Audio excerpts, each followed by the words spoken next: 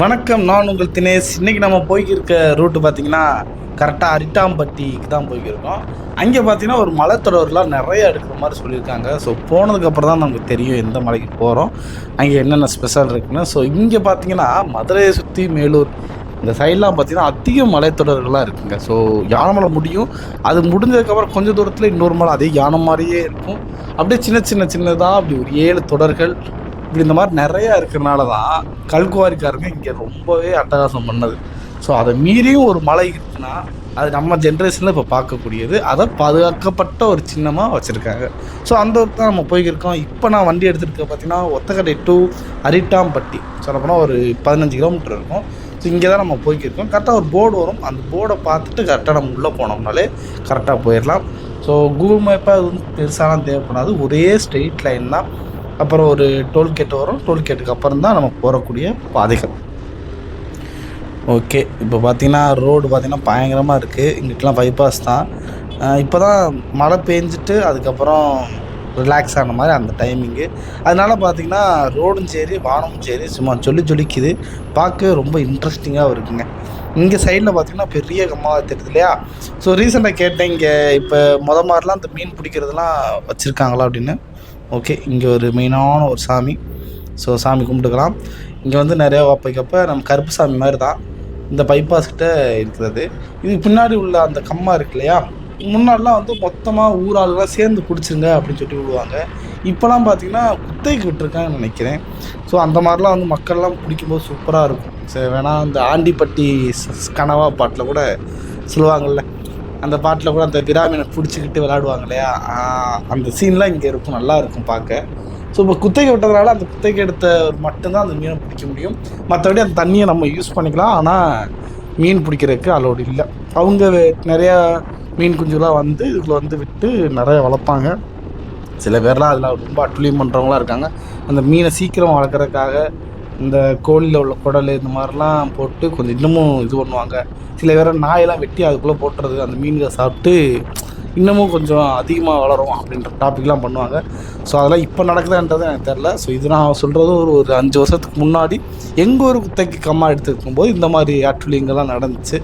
So இப்போதைக்கு பார்த்திங்கன்னா அந்த இது நடக்கிறதுக்கு வாய்ப்பே இல்லை, ஏன்னா தண்ணி இல்லாதனால கம்மாயில் தண்ணியே இல்லை. ஸோ நார்மலாக கொஞ்சம் 1-2 மீன் தான் மாட்டுது, அதுவும் நம்ம ஊராளுக்கு பிடிச்சிட்டு ஓரளவுக்கு நார்மலாக தான் போய்க்கிருக்கு. ஸோ இங்கே வந்து தண்ணி நல்லா நிறையா இருக்கனால இப்போ குத்தைக்கு வர அளவுக்கு போயிடுச்சு. ஸோ மேபி இந்தமாரி ஃபியூச்சர் எப்படி இருக்குன்னு பார்த்தா தான் தெரியும். இங்கிட்ட பச்சைன்னு இருக்குங்க ரோடு, சைடு 2ம் நல்ல மரங்களாக இருக்குது. இந்த ஹைவே இப்படியே நீண்டும் நினைக்கிறேன். ஸோ இது வந்து 2 வே மாதிரி தான். இதிலே 4 வழிச்சாலை இந்த மாதிரிலாம் போட்டாங்கன்னா இன்னமும் கொஞ்சம் இயற்கையாக அழிச்சிருவாங்க. ஸோ இதுவே எங்களுக்கு ஃபாஸ்ட்டாக போகிறதுக்கு ஓரளவுக்கு நல்லாவே இருக்குது.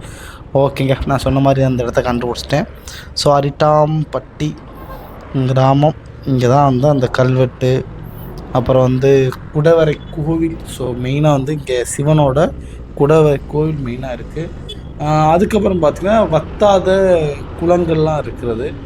சின்ன உயிரினங்கள்லாம் அதிகமாக இதில் அதிகமாக சொல்கிறாங்க. சொல்லப்போனால் பச்சைவந்தி நான் பார்த்து எங்கள் ஊரில் ரொம்ப வருஷமாச்சு. இங்கெல்லாம் பச்சைவந்திலாம் ஈஸியாக பார்க்கலாம் அப்படின்ற மாதிரிலாம் சொன்னாங்க. ஸோ நம்ம கண்ணில் கட்டுச்சுன்னா கண்டிப்பாக நம்ம எடுத்து போடலாம். ஓகே, இங்கே ஒரு ஆள்கிட்ட கேட்டு பார்ப்போம் என்ன சொல்கிறாங்கன்னு.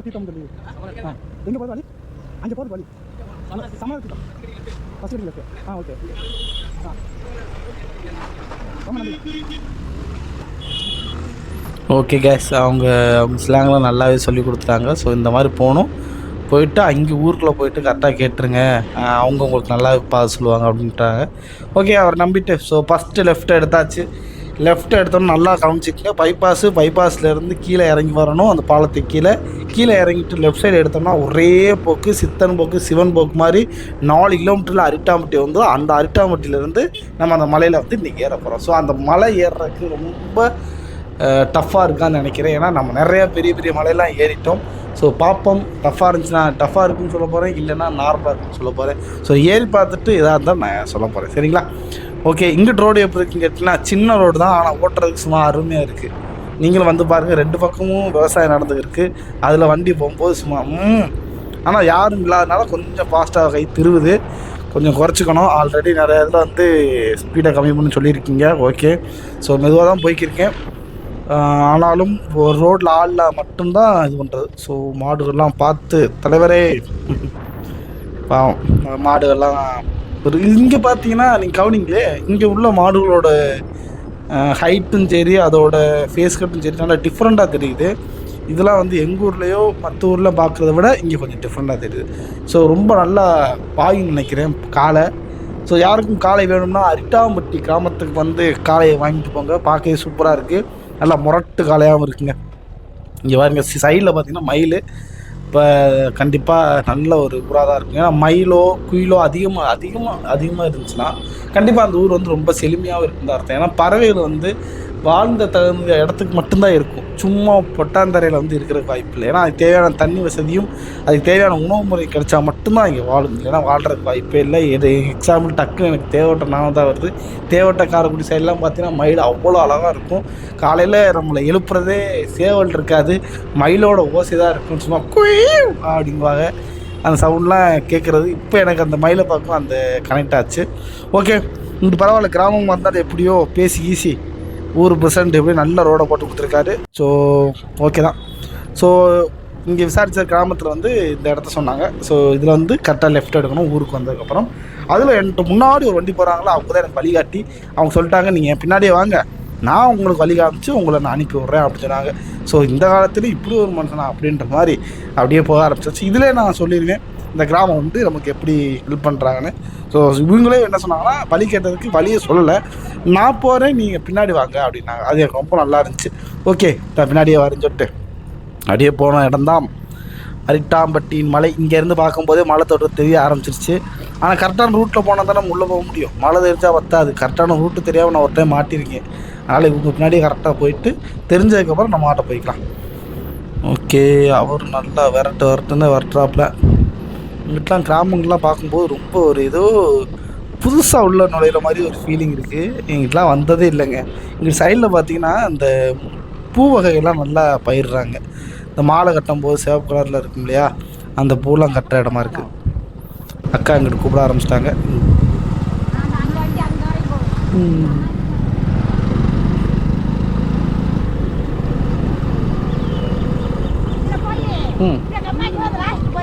ஓகே ஓகே, ரொம்ப நன்றிம்மா. ஓகே, ரொம்ப நன்றி அக்கா. பார்த்தீங்கள, ட்ரிபிள்ஸ் வந்தாலும் நமக்கு அழகாக நீட்டாக இது வழியை கொடுத்துட்டு அவங்க ஆட்ட போகிறாங்க. ஸோ அந்த சொன்ன குணத்திற்கு ரொம்ப நன்றி. ஓகே, இங்கிட்டு ரோடு எப்படி இருக்குன்னு கேட்டிங்கன்னா புதுசு தான். ஆனால் ஆஃப் ரோடெலாம் ஓட்டினதுனால இது நல்லா தான் இருக்குது. சுற்றி குளம் மாதிரி இருக்குது. நடுவில் கொஞ்சம் ஒத்தடி பாதை. அந்த ஒத்தடி பாதை வந்து கரெக்டாக முடிகிற இடம் மலைத்தொரோட நிற்கிது. ஸோ நம்ம வண்டியை மலை மேலே ஏற்றி நிப்பாட்டிட்டு அப்புறம் மேலே ஏறலாம் அப்படின்னு. இங்கேருந்து பார்வைக்கு சூப்பராக இருக்குங்க. ஏதோ க்ரீன்லேண்டு ஐஸ்லேண்டு போன மாதிரி ஒரு ஃபீலிங் கொடுக்குது இந்த இடத்துல மட்டும். அது ஏன்னு தெரில. ஏன்னா பச்சை பசேன்னு இருக்கிறதுல நம்ம வண்டி போகிறது ஆகா என்ன வருது தண்ணிடா பார்த்து. ஹிமாலயா தோத்துரும் போலையே ஜிக்ஸர்கிட்ட, அந்த அளவுக்கு ஓட்டுதேங்க. தட்டுன்னு தட்டிக்கிருக்கேன். ஸோ கண்டிப்பாக பைக்கில் இதுலேயே ஹிமாலய மாடல் விட்டுருக்காங்க. ரீசெண்டாக போய் பார்த்தேன், நல்லா தான் இருந்துச்சு. ஸோ பிடிச்சிருந்தா வாங்கிக்கலாம், பார்த்துக்கலாம். ஆனால் இதுவே எனக்கு நல்ல பர்ஃபார்மன்ஸ் கொடுக்குங்க. தம்பிகிட்ட கேட்டேன் ஏறலாமான்னு. ஏறின முடிஞ்சால் ஏறி மேலே போய் நின்றுக்கணும் அப்படின்னாப்புல. இப்போ 3 பேர் ஏதோ பல்லாங்குழியோ இது விளாட்றாங்கன்னு நினைக்கிறேன். சொட்டாங்கல்னு சொல்லிட்டு அது எங்கள் ஊரில் நல்லா ஃபேமஸ்ஸு. இந்த ஒவ்வொரு கல்லாக பிடிச்சி விளாட்றது பயில விளாண்டுக்கு இருக்காங்க.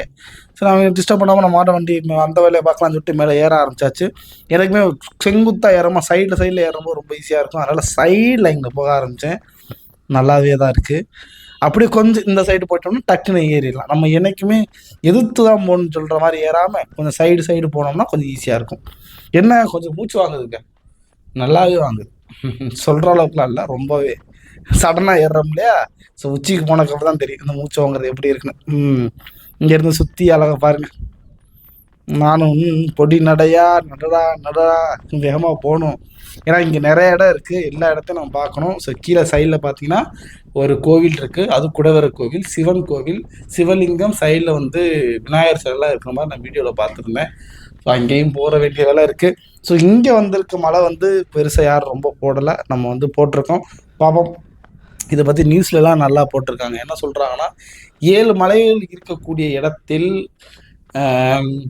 குவாரிக்காரர் யாரும் இதை வந்து உடைச்சிட வேண்டாம், இதை எங்களுக்கு பாதுகாப்பாக சின்னமாக கொடுங்க அப்படின்னு சொல்லி இந்த கிராமத்தார் கேட்டு மிஞ்சிய மலை. அதனால நான் இப்போ 2024 ஏறுறேன். இல்லைன்னா இதுவும் தரமட்டமாக மாறி இது ஒரு குளமாக மாறுறதுக்கு கூட வாய்ப்பு நிறையா இருந்திருக்கும். ஸோ எப்படியோ அந்த காலத்திலே கணிச்சிட்டாங்க. எப்படியும் அவங்க இந்த மலாமுழுகின்னு சொல்லுவாங்க பற்றியில், இந்த மலைமுழுகிக்காரங்க வந்தாங்கன்னா இதை நம்ம அழிச்சிருவாங்க. அவங்ககிட்ட வந்து காப்பாற்றணும்னு சொல்லிட்டு இந்த மக்கள் எப்படியோ போராடி பாதுகாப்பு சின்னம் வாங்கி இதை இது பண்ணிட்டாங்க. ஸோ ஓகே, இது டூரிஸ்ட் பிளேஸாக கண்டிப்பாக மாற வாய்ப்பு நிறையா இருக்குது. ஏன்னா வந்த இடத்த பார்த்தீங்களா, ஸ்டார்டிங்லேயே அப்படி க்ளீனாக உள்ளே வந்துட்டு அப்படியே இதில் வந்து நம்ம ஏறிட்டு ரிலாக்ஸ் ஆகிட்டு போகிறோம். ஹாய், பயங்கரமாக காற்றடிக்குது. அங்கே பார்த்தீங்கன்னா சூப்பராக இருக்குது அந்த வெளிச்சம். இங்கிட்டு பார்த்தீங்கன்னா நல்லா தண்ணி விழுந்து இயற்கைக்குரியது. நல்லா உச்சிக்கு வந்துட்டுங்க ஓரளவுக்கு.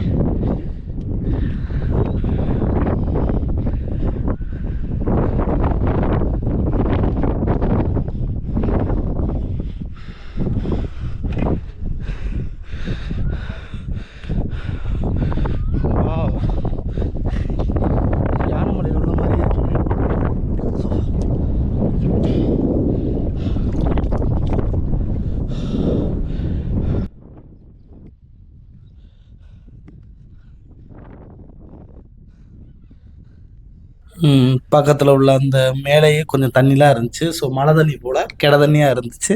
அதை எடுத்து மூஞ்சி நல்லா கழுவிட்டு நான் கொண்டு வந்த பாட்டில் தண்ணியை குடிச்சிட்டு நல்லா மூச்சு வாங்கிட்டு மேலே ஏற ஆரம்பிச்சாச்சு.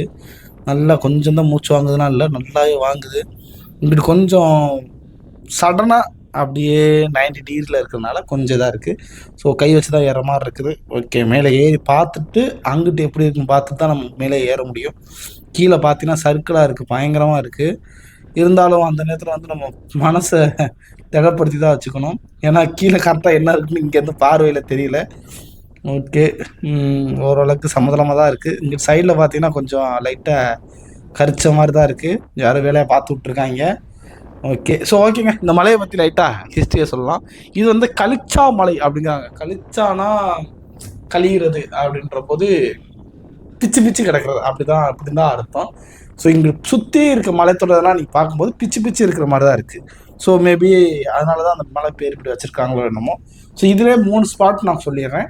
மலைப்பகுதி, குடவர கோவில், சைடில் இன்னும் கொஞ்சம் போனீங்கன்னா ஒரு கணையம் மாதிரி கல்லீரல் போல் இருக்க ஒரு பெரிய ஒரு சிலையாக இருக்காமல் இயற்கையாக அமைஞ்ச ஒரு கல் தொடரில் பார்க்கலாம். கீழே ஒரு கல் இருக்கும், அது கீழே எந்த ஒரு பிடிமானம் இல்லாத மாதிரி ஒரு இது லாங்கில் இருந்து பார்க்கும்போது அந்த மலையை இது தாங்குற மாதிரி ஒரு விஷுவலை கொடுக்கும்.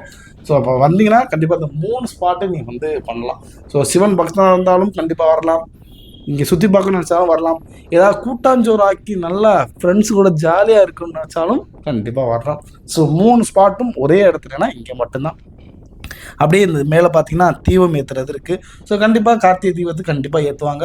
ஸோ நம்ம யானைமலையிலையும் சொன்னாங்க அதே தான் தீபம் ஏற்றுவாங்க. இன்னொரு யானைமலைக்கும் ஆப்போசிட்டில் உள்ள அங்கேயும் தீபம் ஏற்றுறாங்க. நம்ம இப்போ வந்திருக்க அந்த கலிச்சாமலை அங்கேயும் தீபம் தான் ஏற்றுறாங்க. ஸோ இந்த தீபம் ஏற்றுறதுலாம் அந்த காலத்தில் பார்த்தீங்கன்னா நல்லாவே இருந்திருக்கும் இல்லையா. நான் ஏற்றிட்டேன் என் மலையில், நீ ஏற்றிட்டியா அப்படின்ற மாதிரி ஒரு பார்வைக்கு சூப்பராக இருக்கும். ஸோ அதெல்லாம் அந்த காலத்துல அருமையாக பண்ணி வச்சுருக்காங்க. இப்போயும் நம்ம வந்து திருவண்ணாமலை மட்டும் கொண்டாடுறது இல்லை, இப்போ எல்லா ஊர்லேயும் வந்து மலைப்பகுதியில் ஃபுல்லாமே தீபம் ஏற்றி பயங்கரமாக கொண்டாடுறாங்க. பௌர்ணமி மலையை சுற்றுறதுலாம் சூப்பராக இருக்குது பார்க்க. ஸோ ஓகே, நம்ம வந்த இடத்த அடைஞ்சாச்சு. சும்மா காற்று சிலுன்னு அடிக்கிறாப்புல, அப்படி சிலுன்னு நல்லா இருக்குது. ஓகேங்க, ஸோ வந்த வேலை முடிஞ்சிச்சு. பார்த்தீங்கன்னா லாங்கில் காமிச்சேன் இல்லையா, அது கீழே இறங்குறது ரொம்ப கஷ்டம். ஸோ அதுதான் நம்மளோட லாஸ்ட் எண்டு பகுதி. இந்த சைடில் பார்த்தீங்கன்னா இங்கே பாருங்கள் சைடில் எப்படி இருக்குன்னு. இதில் தான் நடந்து வந்திருக்கேன். இப்போ பார்க்கும்போது தான் எட்டி பார்க்கும்போது தெரியுது, அத்தாடி என்னடா அது ரொம்ப சர்க்கிளான பாதையில் இங்கே ஏறி இருக்குமேன்னு. ஸோ ஏறும்போது எதுவும் தெரிலங்க, இறங்கும்போது மட்டும்தான். ஸோ அந்த காமிக்கிற கை வந்து தீவு ஏற்றுறது தான். ஸோ கார்த்திகை அன்னைக்கு ஏற்ற ஆரம்பிச்சுட்டுவாங்க. இப்போ மாதம் என்ன ஆவணி தானே, இனிமேல் போக போக அந்த கார்த்திகை மாதம் வந்தோம். அப்போ யாராவது இந்த வீடியோ பார்க்குறீங்க கண்டிப்பாக நீங்கள் வந்தீங்கன்னா விசிட் பண்ணிங்கன்னா இதை பார்க்கலாம்.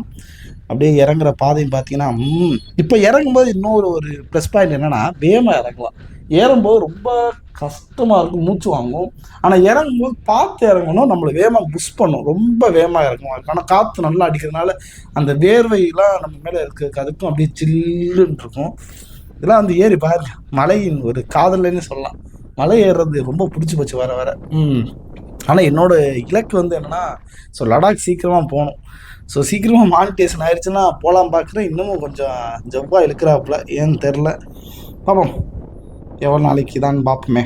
நம்மளும் கரெக்டாக தான் வீடியோலாம் போட்டுக்கிருக்கோம். யூடியூப்பும் ப்ரொமோட் பண்ணுறாப்புல, இருந்தாலும் அப்போக்கப்போ கொஞ்சம் சகுனி பண்ணுறாப்புல. பார்ப்போம் நல்லா வந்துச்சுன்னா சீக்கிரமாக Ladakh. So Sivaganga to Ladakh first time பைக்கில் போகிற ஒரு ஆளாக இருப்பேன்னு நம்புகிறேன். உங்களோட ஸ்குவாட் நீங்கள் முடிவு பண்ணுறது தான் இருக்குது. நீங்கள் பண்ணுற அந்த லைக்கும் ஷேரும் அந்த பார்க்குற வியூவர்ஸ்னால தான் என்னோடய இது வந்து இன்னமும் இம்ப்ரூவ்மெண்ட் ஆகி இந்த வீடியோ பார்க்குறவங்களுக்கு போய் சேரும். அப்போனா தான் நானும் வளர முடியும், என்னோடய இலக்குகளையும் நிறைவேற்ற முடியும். நான் வச்சுருக்க அந்த இலக்கு மெயினானது என்னன்னா, இதுலேருந்து வரக்கூடிய காசில் ஒரு 25% கண்டிப்பாக வெளியில் உள்ள பீப்புளுக்கெலாம் நம்ம ஹெல்ப் பண்ணுறதா தான் இருக்கணும். மிச்சது நம்ம பைக்குக்கும் அதர் போக்குவரத்து செலவு அதில் வந்து செலவழிக்கிற மாதிரி தான் என்னோடய பிளானு. ஸோ கண்டிப்பாக உங்கள்கிட்ட கேட்டுக்கிறது அதான்.